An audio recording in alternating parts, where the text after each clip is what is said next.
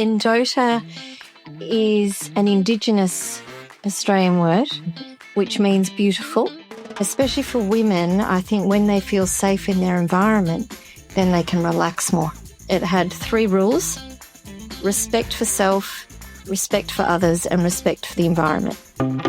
Zenoti presents Growth Diaries, the fascinating stories behind the best brands in beauty, wellness, and fitness. Hosted by Sudheer Koneru.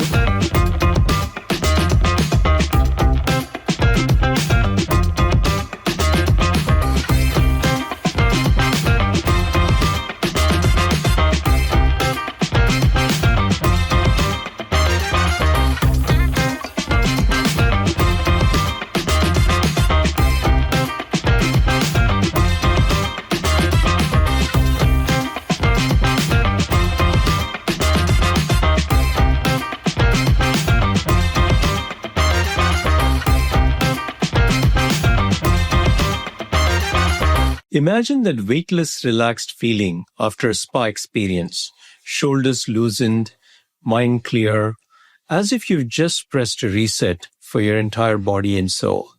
Today's guest is a visionary who brought this transformative experience and feeling to countless Australians.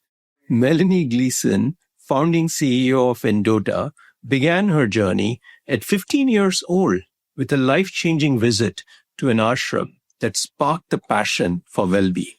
In 2000, driven by the simple goal of helping people feel better, she opened the first endota spa.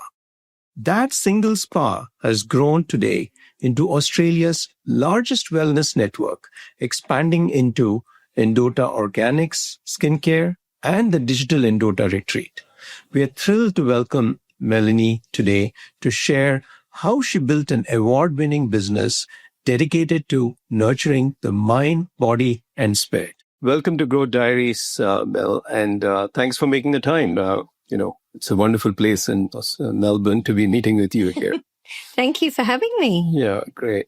So first I want to really start off with you helping to frame what endota stands for. Why should, even in terms of why should someone choose endota? What's so unique about your business? Yes, well, endota is an Indigenous Australian word, which means beautiful.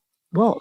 Yeah, and I started endota when I was 26, so 25 years ago now, and I started endota to make people feel better. I saw a need then, which is only amplified now, but I could see people when they walked into our spas, they would be stressed and rushed and just not really in their bodies, all over the place. And then after a treatment, and there was an emotional and a physical change. And I wanted to be able to take that feeling to more people. Great. Yeah. So I think that's what is unique. I think you're not just focused on the physical change, but the emotional change in terms of what happens during your treatments. And I assume you have, train your staff and everyone with that spirit in terms of the process they follow when they do the treatments. We do. I think, well, certainly my experience, people that are drawn to this brand or to this industry have a genuine intention that they want to help people.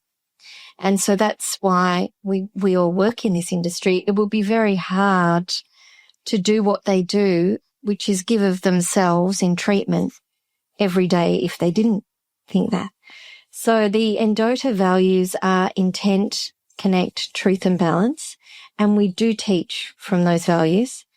And we're very aware that it's a very privileged position when someone chooses your business to have a treatment.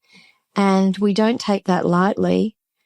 And we're caring. It's a caring industry. Our therapists, which are your estheticians in America, are very caring, and they are there to make each and every person that they see not only look better, but more importantly, feel better, because we believe that how you feel is then a direct reflection of everything else. Yeah. In fact, I'm a firm believer that the only thing we need to invest in is feeling good.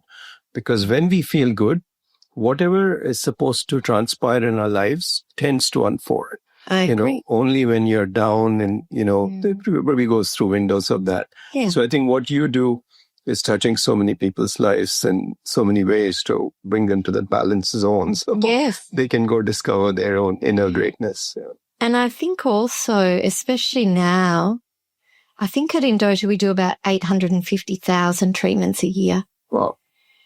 But people feel, because of the environments that we create, which is all intentional, the stress starts to leave their bodies as soon as they enter.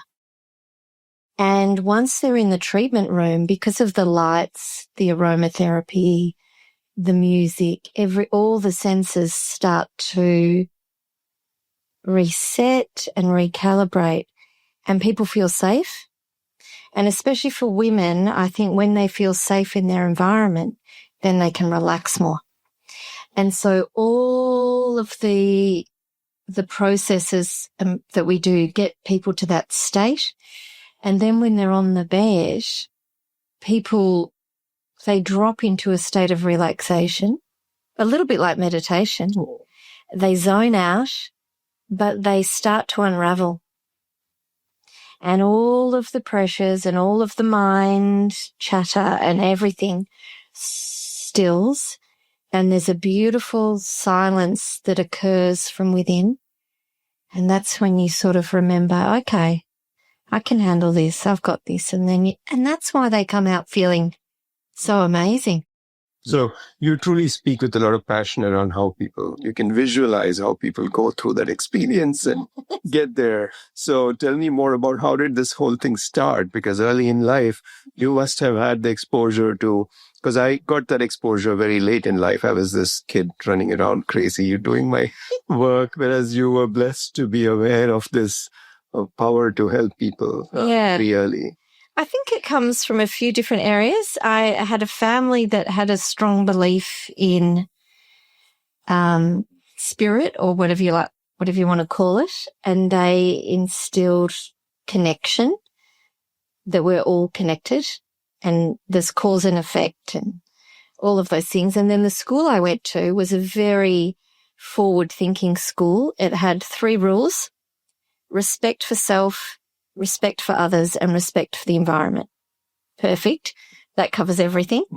And that sort of philosophy or belief stayed with me. And I was open to a lot of things. So we went on country with our Indigenous people through the school. So, and they have an enormous sense of connection to country and how their actions and thoughts affect everything, including nature. And the first yoga retreat I did was with school, and we went to an ashram in Daylesford, and we lived there for a period of time, and we, up at 5 meditating, doing the work. I just loved being exposed to different traditions, and then I've read a lot about all different sorts of religions or spiritual traditions, and they all have a very similar message. So, yeah, I really believe that our thoughts and our words and our actions, when they're in alignment, it has like you say, a deeper unfolding. And yeah. And so truly, I think you're blessed that way that, given that belief and sticking to that, a lot of interesting stuff has transpired in life for you, because you didn't necessarily go to business school and think of building a big business and, all that. You followed your heart and I did. Spirit. And so you were blessed to have that exposure very early in life. So how did you go about starting your first spa? I would love to hear a bit about that.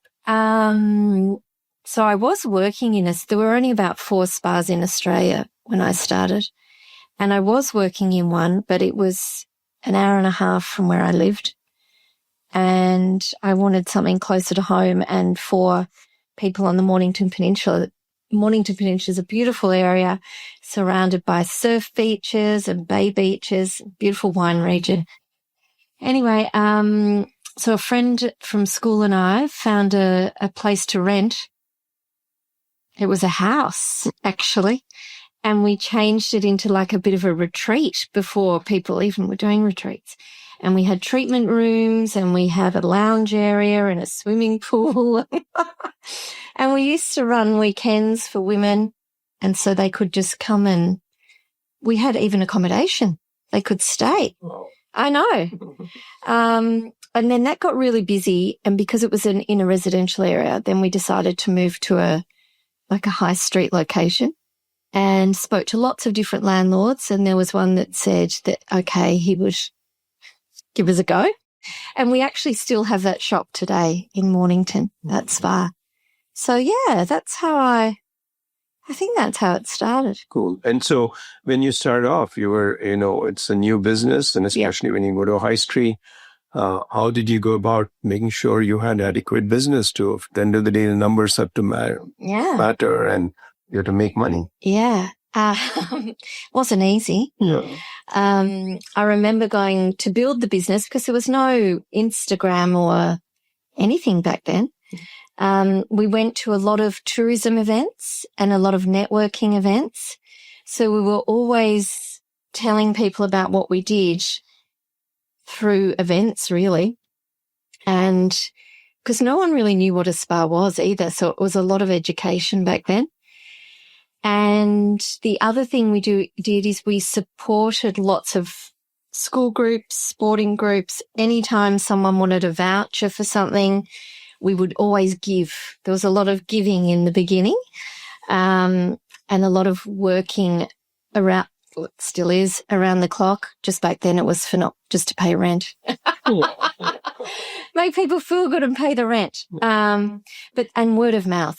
So someone had a treatment, then they would tell someone else, and that is how the business spread. Yeah. So I think, I always find that early entrepreneurs in their early stages who engage with their community a lot is how they get to be successful, because you generally don't have a lot of money to spend on marketing, and it's a shoestring budget.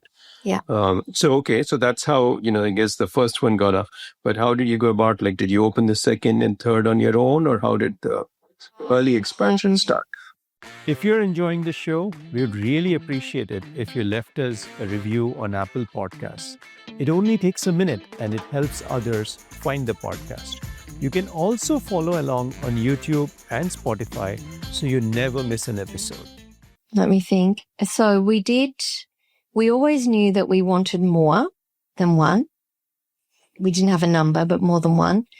And then I had some friends who'd been in the industry that I'd worked with previously that wanted to go out on their own, but they were estheticians or therapists. So they didn't know about finding a spot or rent or, anything else. So they sort of came on board, and we did it together in the beginning. So we helped them set up, but they used the brand.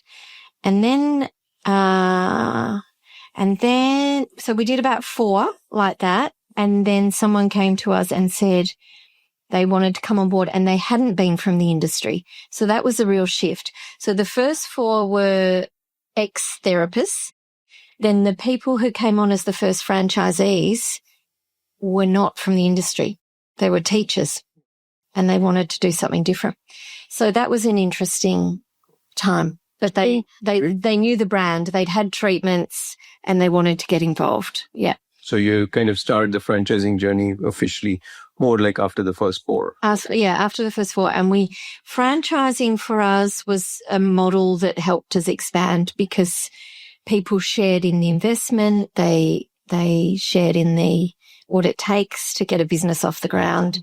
And so we didn't think, we're going to be a franchise. No. It was just, that was the model that helped growth. So obviously, when you start a business like that, I'm sure you didn't envision you're going to have 100 stores. No. But here you are with 100 stores. So along the way, I'm sure you had to evaluate and, pick franchisees who can represent your brand and run stores. Yes. How have you gone about evaluating, saying, is this a good franchise? Yeah. In the beginning, I was less discerning, and it was more about, there was a momentum of growth, and that served me well in some instances, and in some instances it didn't. So sort of learning as I've gone, and then really back to, does this person share the values of the brand? And if they did, and they got the whole essence of what we were, those relationships have been the ones that have lasted, and those franchisees have gone on to have more than one site, and quite a few of them are still with us today. Yeah. Great. Yeah. And so, and when these franchisees came on board, how did you evolve how you support them? Like, the formal process of making sure these people are successful, because you have the expertise and you're coming to the table. Yeah. So we had the systems and procedures before we even had one. Mm-hmm. So we were very systemized in what we did, wrote everything down, and we helped them a lot hands-on in the beginning. And then as the brand grew and we got more automated, then all the manuals went online. But we also have a training college. The franchisees spent time in store with another franchisee or in spa. There's so much support.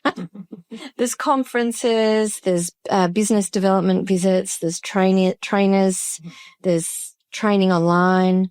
We've got 2,000 therapists in our network that we train. Product knowledge. We've even been able to train girls internationally because we have all the systems in place. Yes. And you also have international locations. We do. We've got, we're in a hotel spa in Bali with another one about to launch, and possibly a training school in Bali so that we can expand through Southeast Asia. We have one in Thailand, and we have a distributor in Canada. They're not endota spas, but Paula and John use our product and our treatments. Great. Yes. I was just recently in Bali with another gentleman, Rob Pitum. He also opened a few salons in Bali, kind of thing, but he is from Netherlands. So. Oh, cool. Interesting. Oh, I should catch up with him when I'm there. Yeah. So as you have expanded in this fashion, of course, finding employees and making sure they, you even your franchisees, you to help them find the staff. What has been the approach to make sure that you can keep finding good people? Especially that they believe in your values and present them well. I don't think it's been a conscious thing, but people know the brand, and we do just attract, not always, but most of the time attract people that share similar values. We've got a lot of women, especially who are from this region where we started. So similar values, a lot of working mums. We create a working environment, especially at head office, that we work hard. We're highly competitive, but we're also highly caring. So people have flexibility, but they get the work done. There's an enormous amount of care. But then we do fun things as well, like we do lunches, cool Christmas parties, massage, tarot card readers, all sorts of things.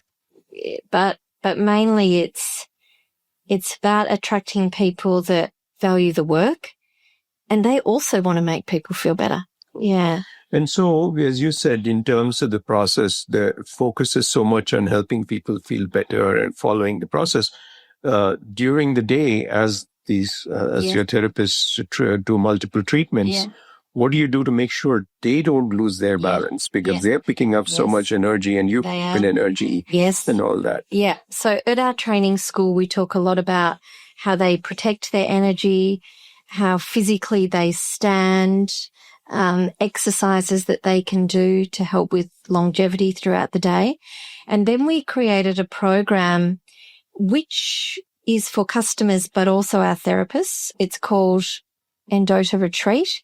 And that is 24-hour access to Pilates, yoga, Qigong, sound bowl healing, meditation, recipes, dance. So they can log on when they get home and just chill out. Listen to a guided meditation. So they've got access to that. But then we also are careful how many massages we book them in a day. Most of the girls and guys are beauty therapists as well as massage, because in Australia it's different qualifications. And so we just manage the bookings throughout the day and just make sure they're feeling good. And we support them with lots of incentives and prizes and all those sorts of things as well. Yeah. So I guess you are passionate about the overall wellness. So you have this online thing, which is not just about the spa, it's about Pilates and yoga and everything. So maybe someday it'll come into a physical format as well. Absolutely. It certainly will. It actually was going to start as a physical format, but then COVID hit. So then we put it online. But with our expansion into Bali, we will certainly take people on transformational experiences. Yeah. Yes. Yeah. Great. Good. And but we're always talking as though you're doing a spa, which is more massage and body facial. But you also do skincare. Oh, God, yeah. And that was there from the very beginning, doing skincare, or it started along the way? In about 2006, we started with skincare. And we started, our heritage range is certified organic with Cosmos certification, which is not easy to get. But way back then, there weren't a lot of manufacturers that could work with organic ingredients. So I remember the first moisturizer you had to it took a long time to rub in, but formulations have got better. I think we have about 253 SKUs, and that's all made in Australia.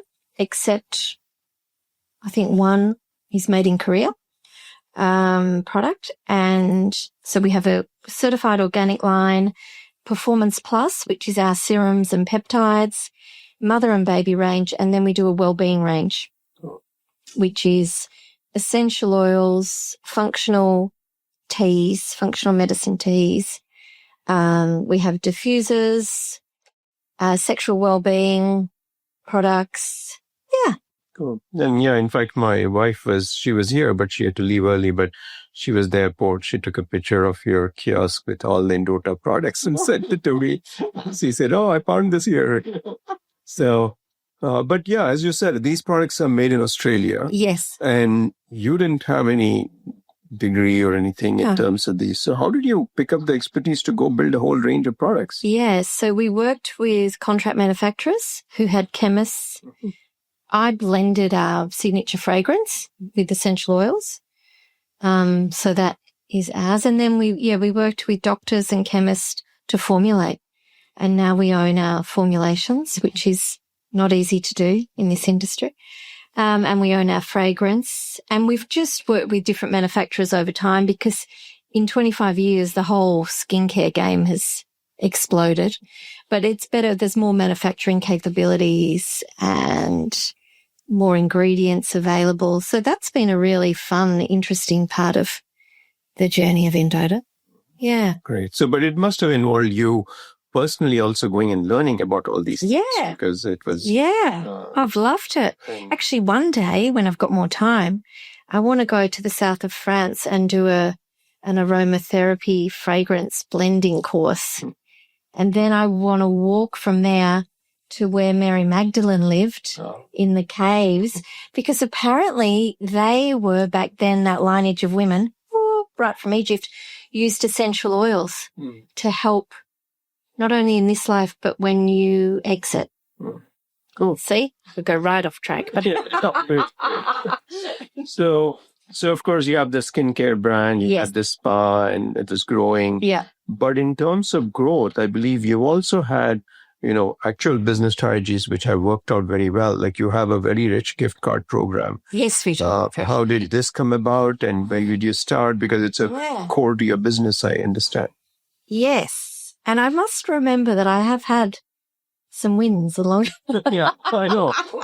Without intentionally knowing it. The gift card program, I think it actually started and when I'm talking to you now, because we gave so much in the beginning to community groups, and we were one of the first businesses in this industry to create gift cards. So people really, especially men, love to gift a gift with feeling.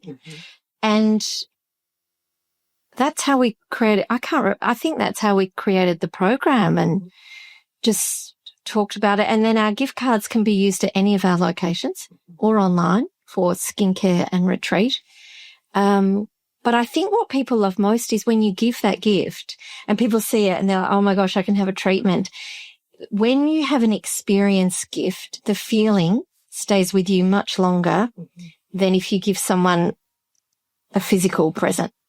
So and then everyone just said, oh, get me an endota gift voucher. Like that's what they wanted. So the endota effect of that feeling of just feeling so much better, that's what people wanted. And it really did just. Yeah. Yeah.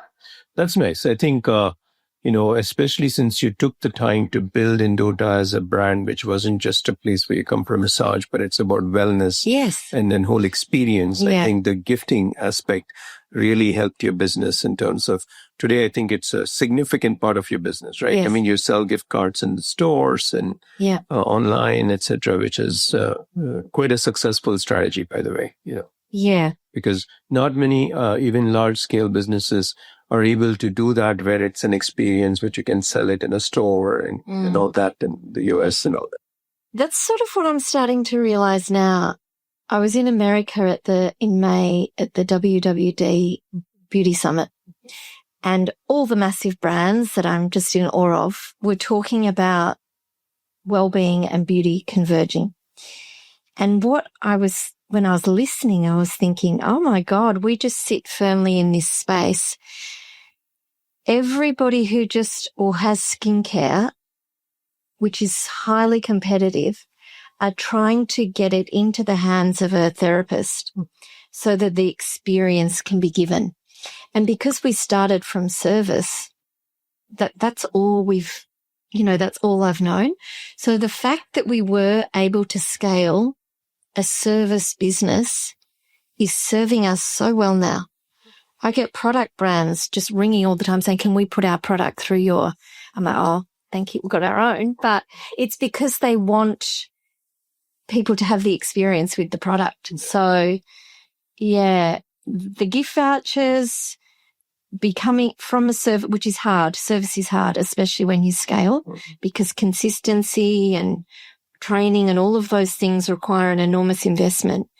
But actually, where most people wouldn't invest in that, we have. And now we are seeing great foundations. Yeah. So I think that early investment and staying true to your values of the experience and helping people feel better made your gift card program that much.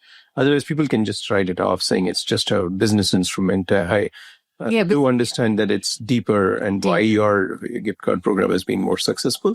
And I think with each, at least a portion of the people who come with a gift card may end up being a customer of yours as well. So that's a nice thing. A lot. Yeah.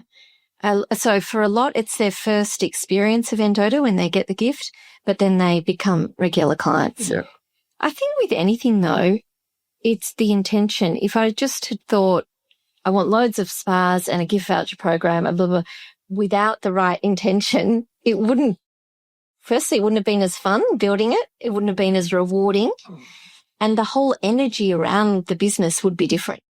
So when you really believe that, I think more people will start to believe it because that's where the longevity of a business lies. Yeah.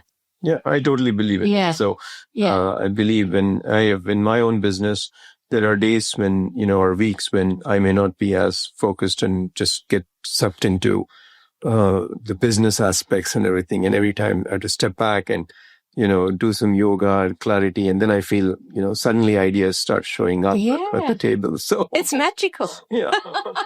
The intention is important. Great. Yeah. And so in terms of today at your scale, in terms of marketing and driving your business, what are all the strategies you apply? How does it work at endota to drive marketing? If you're enjoying the show, we would really appreciate it if you left us a review on Apple Podcasts. It only takes a minute and it helps others find the podcast. You can also follow along on YouTube and Spotify so you never miss an episode.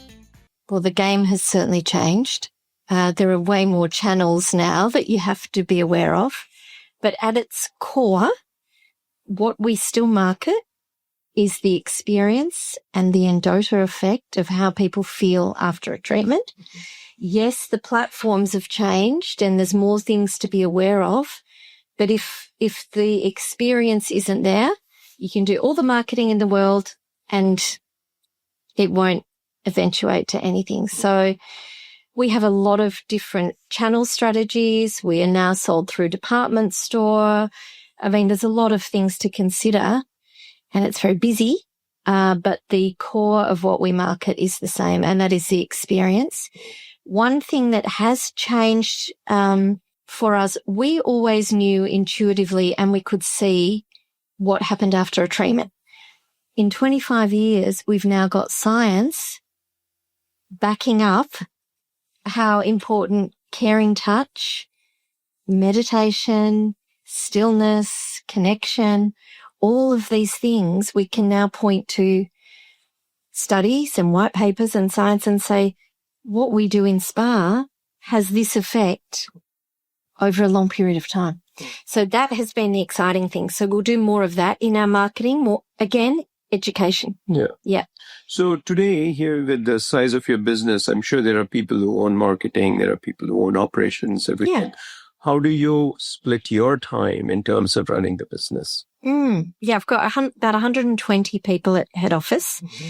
I've got a fantastic leadership team, and a lot of women, which gives us the essence of the brand. How do I split my time? Ooh, I like doing the fun stuff, but also the hard stuff. At the moment, I'm very focused on our expansion. There's an opportunity that's come to us in Bali and we've got to move quick. We've got to get it done by Christmas. So very much focused on that.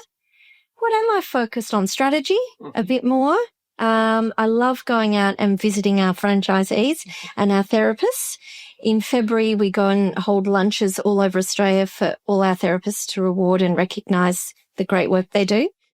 I think meeting cool people like you that have great businesses and talking about the journey.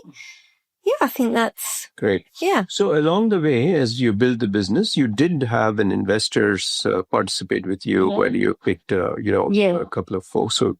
So how did you go about evaluating who's a okay investor? Because it's very tricky. What you do is quite yes. So the girl who I started endota with, we worked together for about 15 years, and then that partnership dissolved. And at that time, I was looking for investors to purchase her shares. And I'd been introduced to Brodie through someone else, like just connections, crazy connections. Mm-hmm. And he worked with a couple of individual guys who were amazing brand builders. So Rip Curl and Quicksilver are two global surf brands that started in Torquay, which is the other peninsula.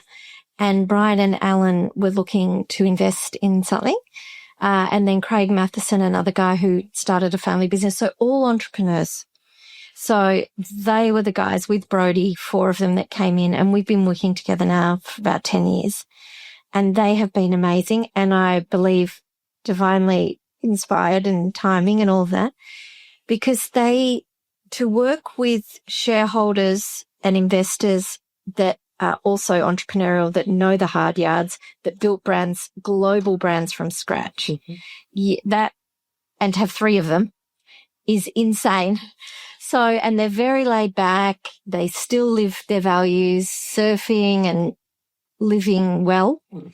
But I have learned so much from them. And I don't think we're like a normal board we have governance and all of those things, but we also have a level of informality. And I have loved that. And they have just let me thrive and flourish and build the brand in the way that I've wanted to. I couldn't have been any more blessed, quite frankly. I know. I was going to say that finding such investors who are entrepreneurs themselves, successful, beautiful brands like Girl, and they're working with you. Yeah. You get, their patience in knowing every business has to be built with your values kind of thing. And Brian, especially, who built Rip Curl, his brand, he's in his 80s and he's sharp. And his capability for brand and knowing, they built they built the surfing culture before it was a thing. Like, that's insane. And their connections, like, they all know each other, but I don't even think they know what they've done sometimes. But it was a newish industry, and they built it. And sort of now, Wellbeing was a new industry, and they've helped me. Yeah, incredible. Yeah, I've been super lucky, super blessed. Okay, I know. But so in building such a business, how, of course, you have also schedules which are tight, but how do you take care of your own personal well-being? Yeah. Well, I've got a massive support crew. My husband is incredible. He's a stay-at-home dad. I've got 2 little boys. How do I take care of my own well-being? My dad sends my sister and I quotes every day. First thing, positive. So positive. Mind, body. What did I do this morning? Got up, had a cup of tea with creatinine. I'm doing all the things, Sudheer. Scraped my tongue, stood on the grass. Didn't get a beach walk today, but I will later because it's a beautiful day here in Australia. What do I do? I don't know. I surround myself with positive people. I'm just really grateful. And I have a deep knowing that, I don't know, just, yeah. No, it's nice to see that you still have the connection with your dad, who actually set you on this path stuff, and he's still, in his own small way. I find that very interesting. Yeah. Send you a quote every day. I mean, I should do that with my kids maybe. You should. I'll tell you something. So from Melbourne to Queensland, where Liam lives, is a 2-day car drive. Mm-hmm. And back in the olden days when there was no iPads or anything, just tape decks, for the whole drive there, Dad would put in like Zig Ziglar, raising positive kids in a negative world or whatever. And my sister and I, that's all we heard for the whole car drive on holidays. And I think somewhere it's just sunk in. Yeah. All those positive tapes and, the mode. Is there a business or a book which has kind of inspired you or you learned from? Oh, so many. So many. I can't think of one in particular, but lots. I love Deepak. I love Marianne Williamson. I've actually liked Greg Braden, Joe Dispenza, all the sort of spiritually more than straight business. I just love learning all different things, but not one like you must read this book. I like that new guy who does the CEO podcast. I can't remember his name. I don't know. It's your sorts. Great.